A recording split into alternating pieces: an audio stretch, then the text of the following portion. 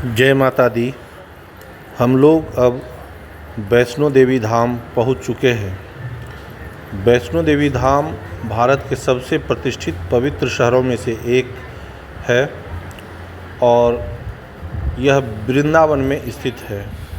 यह धाम मां वैष्णो देवी के सभी भक्तों को अपने देवता की पूजा करने की अनुमति देता है और साथ ही वंचितों की सेवा करने के अपने कर्तव्यों को भी पूरा कराता है। हर साल पूरे भारत और दुनिया भर से लाखों श्रद्धालु धाम के दर्शन के लिए आते हैं। अब आप जान लें वैष्णो देवी धाम का इतिहास क्या है। मूल रूप से वैष्णो देवी जम्मू के कटरा में स्थित है,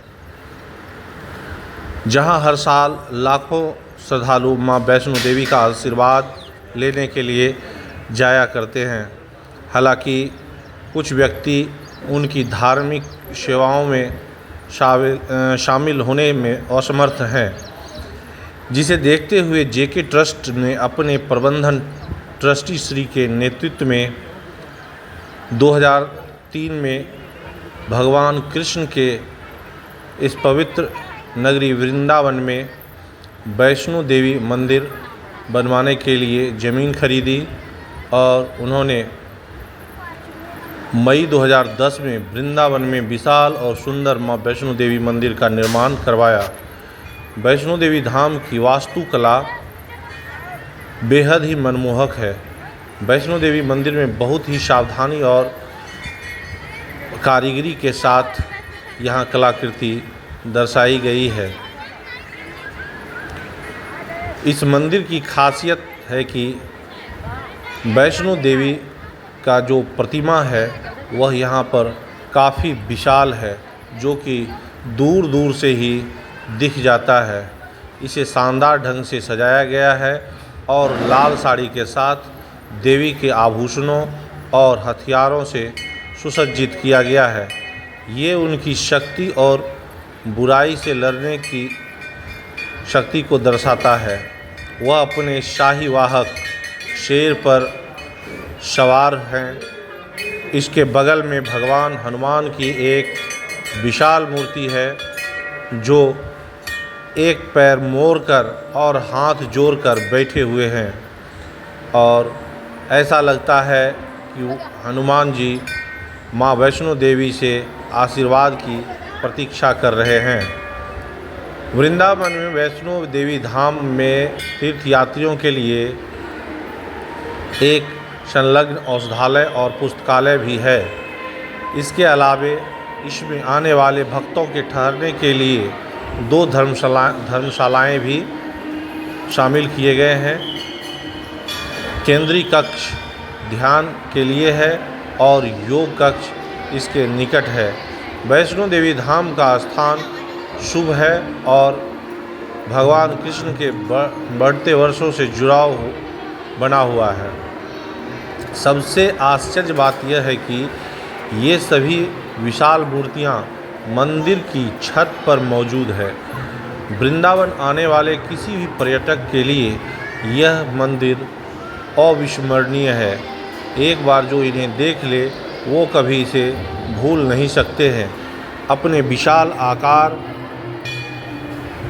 के कारण यह दूर से ही दिखाई देता है। इसके अलावा मां वैष्णो देवी की मूर्ति उनके शेर, आभूषणों और अन्य चीज़ों के लिए इसके निर्माण में लगभग 400 टन स्टील और कंक्रीट की आवश्यकता पड़ी थी। इसे पूरी तरह भूकंपरोधी तथा अन्य तबाही के खिलाफ परीक्षण करके देखा जा चुका है। मालूम हो कि मां वैष्णो देवी की मूर्ति ज़मीन से 141 फीट ऊंची है। फर्श से शेर की जो ऊंचाई है वह भी लगभग 35 फीट है। भगवान हनुमान की मूर्ति जो कि घुटने के बल बैठे हुए हैं, बावजूद इनकी ऊंचाई 32 फीट है और उनका गदा 26 फीट लंबा है। वैष्णो देवी धाम का स्थान और महत्व के बारे में आप लोगों को जानकारी होना चाहिए। वैष्णो देवी धाम का स्थान भक्ति वेदांत स्वामी मार्ग छठिकारा है। वैष्णो देवी निर्बलों को शक्ति, अंधों को दृष्टि, गरीबों को धन और निसंतान दंपतियों को संतान प्राप्त करती है, ऐसी यहाँ की मान्यता है। यही कारण है कि इसके अनुयायी नियमित रूप से यहाँ दर्शन को आते रहते हैं। अब आपको बता दें कि इस मंदिर में प्रवेश करने का शुल्क क्या है, दर्शन का समय क्या है, आरती का समय क्या है।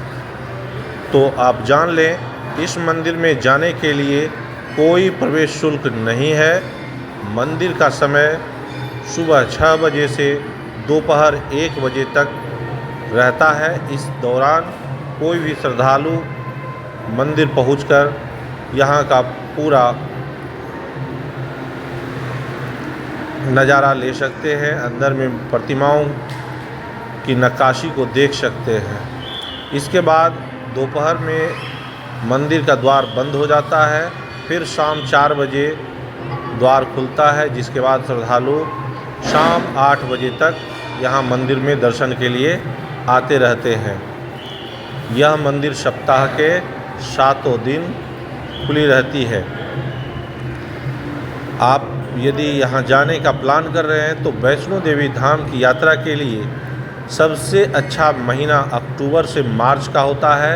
इस वक्त गर्मी कम होती है और यहाँ घूमने का एक अलग मज़ा होता है। इसके अलावा यहाँ आरती का समय सुबह 6 बजे से है। 6 बजे सुबह में यहाँ मंगला आरती होती है, 7 बजे सुबह में यहाँ श्रृंगार आरती होती है और दोपहर 1 बजे भोग आरती होती है। इसके बाद फिर शाम 7 बजे श्रृंगार आरती होती है और रात 8 बजे शयन आरती के बाद मंदिर के कपाट को बंद कर दिया जाता है।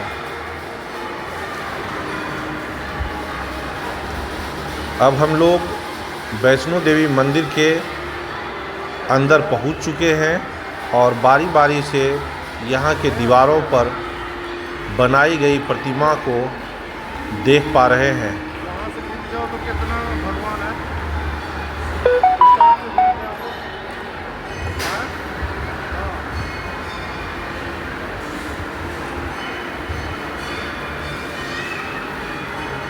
यहाँ सभी देवी देवताओं की प्रतिमा बनाई गई है।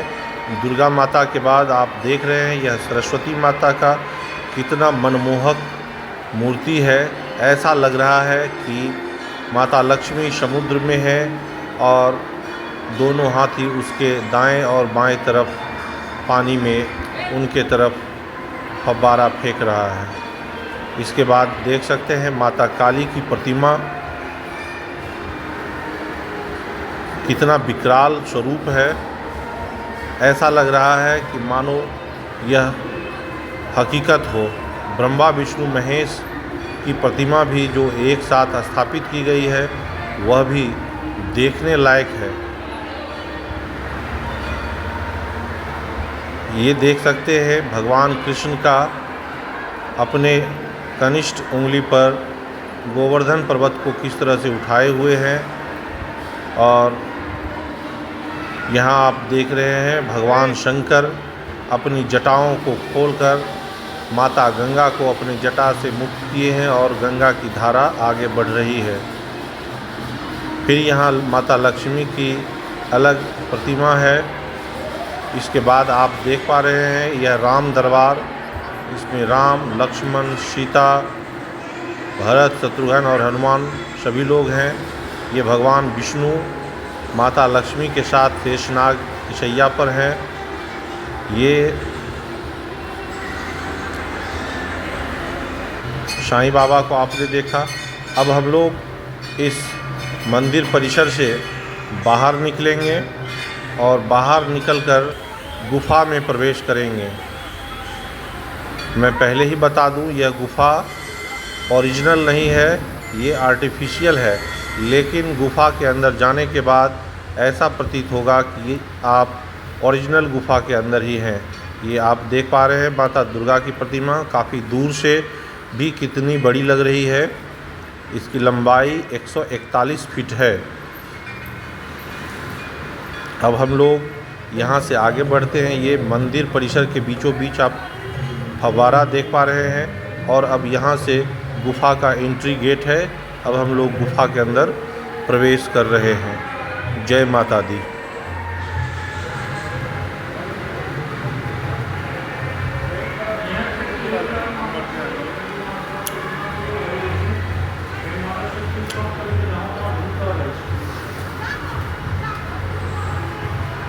गुफ़ा में प्रवेश करने के बाद आप देख रहे हैं नीचे जिस तरह से कटरा वाले वैष्णो देवी धाम में गुफ़ा के अंदर हमेशा गंगा प्रवाहित होती रहती है, उसी तरह यहाँ भी बनाया गया है।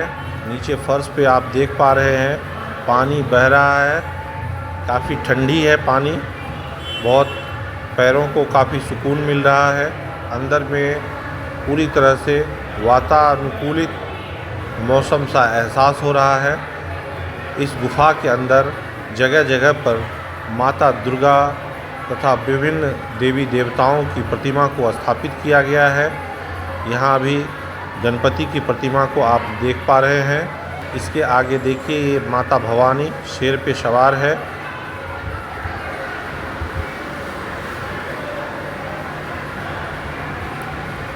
ठीक इसके बाद आप देख पा रहे हैं हम अगली मूर्ति के पास पहुंच गए हैं। यह भी माता दुर्गा का ही स्वरूप है। इसी तरह से माता दुर्गा के अलग अलग स्वरूप को इस गुफ़ा में स्थापित किया गया है। प्रतिमाओं के पास सजावट और लाइटिंग की भी अच्छी व्यवस्था दी गई है। इस गुफ़ा में प्रवेश करने के बाद जो भी श्रद्धालु यहाँ पहुँचते हैं उन्हें लगता है कि गुफ़ा के अंदर ही रह जाएं। इतना ही यहाँ सुकून मिलता है।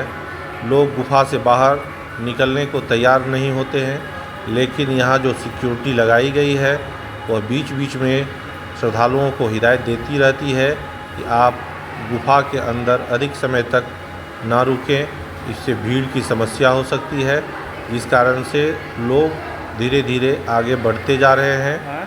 और गुफ़ा के अंदर कई लोग आपको दिख जाएंगे अपना फ़ोटो खिंचवाते हुए, अपना वीडियो बनाते हुए, रील बनाते हुए। अब हम लोग दूसरी गुफ़ा चरण पादुका के पास आए हैं और यहाँ से दूसरी गुफ़ा में हम लोग प्रवेश कर रहे हैं। यह भी बनावटी गुफ़ा है, इसे बनाया गया है, काफ़ी मेहनत से इस गुफ़ा को बनाया गया है, लेकिन गुफ़ा के अंदर प्रवेश करने के बाद आपको रत्ती भर भी नहीं लगेगा कि यह बनावटी गुफ़ा है। यह गुफ़ा आपको बिल्कुल ओरिजिनल गुफ़ा के तरह लगेगा। यहाँ भी फर्श पर पानी बहता हुआ मिलेगा, यहाँ निरंतर पानी बहते रहता है। अंदर में लाइटिंग की पर्याप्त व्यवस्था की गई है ताकि किसी भी श्रद्धालु को यहाँ दिक्कत ना हो सके। इस गुफ़ा में भी अलग अलग जगहों पर देवी देवताओं की प्रतिमा स्थापित की गई है। आप देख रहे हैं कितनी भीड़ है इसके अंदर। भीड़ को लगातार आगे बढ़ाया जा रहा है, किसी को बीच में रुकने नहीं दिया जा रहा है। अब हम लोग अगली प्रतिमा के पास पहुंच रहे हैं। इसे भी काफ़ी मनमोहक तरीके से सजाया गया है। ये भी माता भवानी का ही प्रतिमा है जिसमें शेर दहाड़ते हुए है। प्रत्येक प्रतिमा के पास संबंधित देवी देवताओं की आराधना के लिए बड़े से स्क्रीन बोर्ड पे लिखा हुआ है। आप उस देवता का आराधना करते हुए आगे बढ़ सकते हैं। यहाँ पे देखिए माता काली की प्रतिमा है।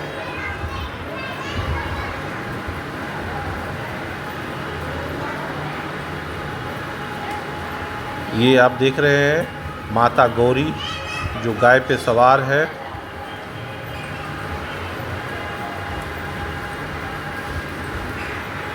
अब हम लोग धीरे धीरे आगे बढ़ते जा रहे हैं। गुफा से बाहर निकलने ही वाले हैं हम लोग। अंत में हम लोगों ने सिद्धिदात्री देवी का दर्शन किया और ये लास्ट में भैरवनाथ का देवी प्रतिमा यहाँ स्थापित किया गया है। जहाँ वैष्णो माता हो वहाँ भैरव जी का भी होना आवश्यक है, क्योंकि इनके दर्शन के बिना वैष्णो देवी का दर्शन बिल्कुल अधूरा माना जाता है। इसलिए अंत में भैरवनाथ के प्रतिमा को भी यहाँ स्थापित किया गया है। अब हम लोग गुफा से बाहर निकल रहे हैं।